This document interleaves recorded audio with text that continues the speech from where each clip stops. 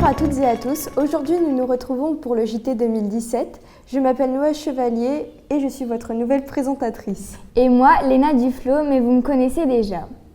Commençons par la mini-school présentée par Hortense et Zélie. C'est un projet en anglais pour les élèves des écoles primaires. Zélie et Hortense vont vous en dire plus.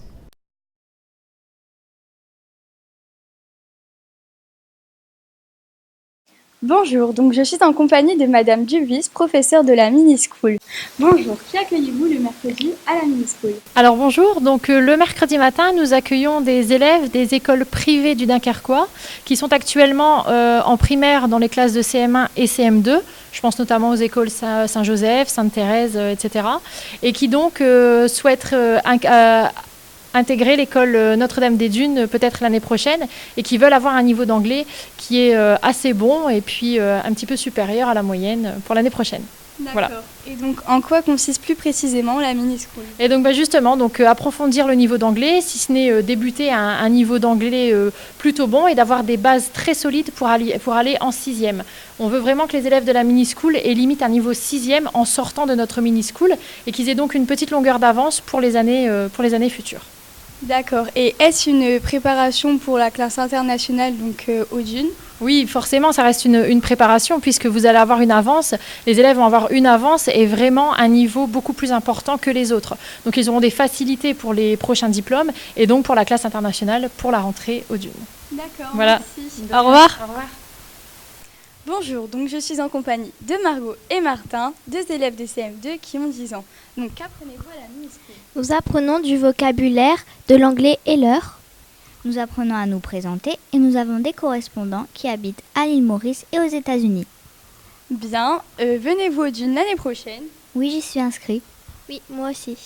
Pourquoi avez-vous choisi la mini-school le mercredi après-midi?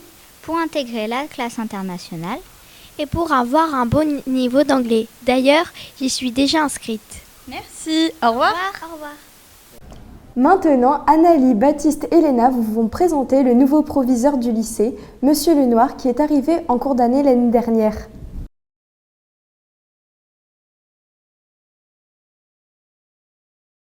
Bonjour à tous, je suis aujourd'hui en compagnie donc de Monsieur Lenoir, nouveau directeur adjoint du lycée Notre-Dame-des-Dunes. Bonjour monsieur, comment allez-vous? Bien, très bien. Comme vous, je suppose, non? Oui, très bien, Voilà. tout va bien.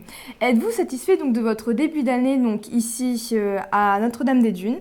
Car je le rappelle, donc l'année dernière, vous étiez professeur d'histoire-géographie AMC, donc à l'EPID, c'est ça? Voilà, exactement. Et aussi responsable de niveau également à l'EPID, en première et terminale. Et donc, ça se passe très bien. La phase d'apprentissage est déjà bien avancée, puisqu'on se situe fin mars. Et ça me donne entière satisfaction.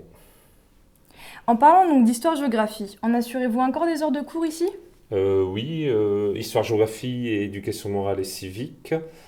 4 heures de septembre à décembre et 2 heures en plus depuis janvier après le départ en retraite d'un enseignant. D'accord, et donc vous avez aussi été étudiant ici, donc à Notre-Dame-des-Dunes.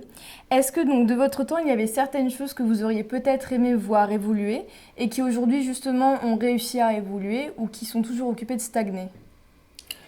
C'est compliqué de comparer, même si je suis pas encore un dinosaure, je suis pas si vieux que ça, mais c'est des époques totalement différentes. Déjà, les bâtiments sont un peu différents.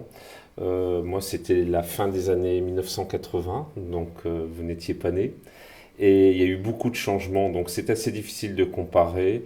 Évidemment, il y a des choses très différentes, mais la qualité de l'enseignement est la même qu'auparavant. Et donc maintenant, on retourne un peu donc, sur votre rôle de nouveau responsable adjoint.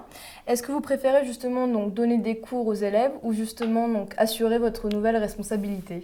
J'aime beaucoup la nouvelle fonction de directeur adjoint, mais il est vrai que ça fait plaisir d'aller enseigner. D'abord, ça permet de ne pas être déconnecté du terrain, des élèves, d'être proche d'eux. Et finalement, on s'aperçoit aussi que on était peut-être fait pour ce métier d'enseignant, quoi. Donc effectivement, ça fait du bien d'aller en cours, D'accord. tout en aimant sa responsabilité. Et enfin, est-ce que vous avez donc des projets futurs pour notre lycée? Eh bien, c'est pas nécessairement du concret, même s'il peut y avoir, en travaillant précisément avec le BDE, hein, le bureau des élèves. Donc c'est moins une question matérielle, mais plutôt une question d'approche des élèves dans la bienveillance et surtout d'espérer qu'ils donnent le meilleur d'eux-mêmes lors de leur passage au lycée Notre-Dame-des-Dunes et de trouver la meilleure orientation possible qui puisse être pour eux dans la grande diversité des situations post-bac qu'on peut proposer aujourd'hui. Eh bien, merci beaucoup, Monsieur Lenoir, et je l'espère à très bientôt. Merci Au à revoir. vous. Au revoir. Ensuite, Elisabeth et Victoire, vous vous présentez les élections romaines. C'est un projet organisé par Madame Lefebvre, professeure de latin, pour les classes de 4e. Et d'ailleurs, vous les verrez déguisés en consuls.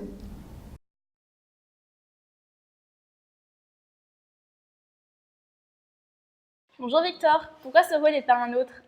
Parce que consul me plaisait par la fonction militaire. Organiser des batailles ou autre, ça devait être génial. Tu as été élu. Est-ce que tu t'y attendais? Un petit peu. J'ai soudoyé environ 5 personnes.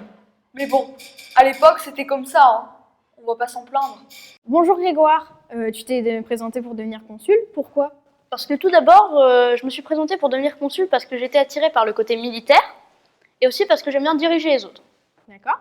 J'ai vu que tu avais un parchemin, est-ce que ça t'a pris du temps pour le faire? Oui, ça nous a pris du temps pour faire le parchemin, ça a pris plusieurs mois. Il fallait colorier les lettres et se présenter en latin. Maintenant, Léna et Ambre, vous vous présentez l'Apple TV avec Monsieur Pidou, professeur de SVT.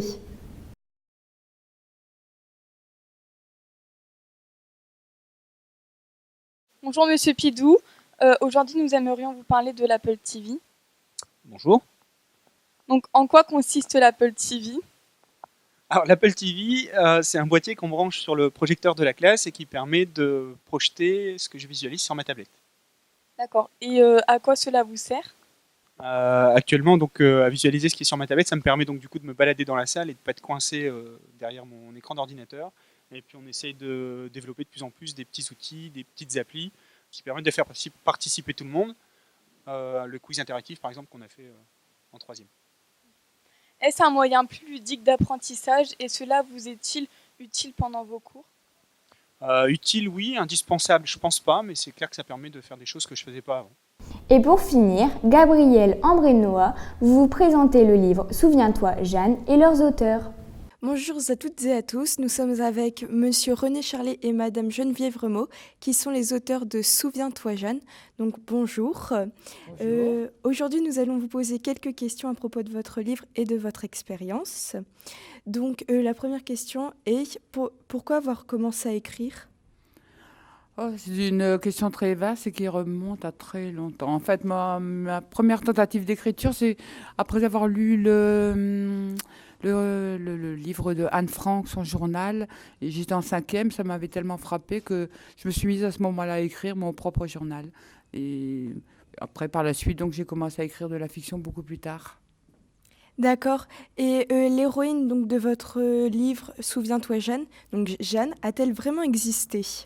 Non, Jeanne, c'est un roman historique, donc Jeanne n'a pas existé vraiment, mais en fait, on s'est inspiré de témoignages de vieilles personnes qu'on a rencontrées, bon, qui n'ont pas vécu la Première Guerre, certes, de témoignages aussi de lettres familiales que j'ai de mon arrière-grand-mère qui a vécu cette période-là, dans un petit village aussi, et donc elle vit un petit peu, on a construit le personnage à travers tous ces gens, toutes ces personnes qu'on a rencontrées, soit vraiment ou bien par courrier. D'accord, merci. Maintenant, parlons un peu du prénom Jeanne. Pourquoi ce choix et pourquoi ce titre Souviens-toi Jeanne?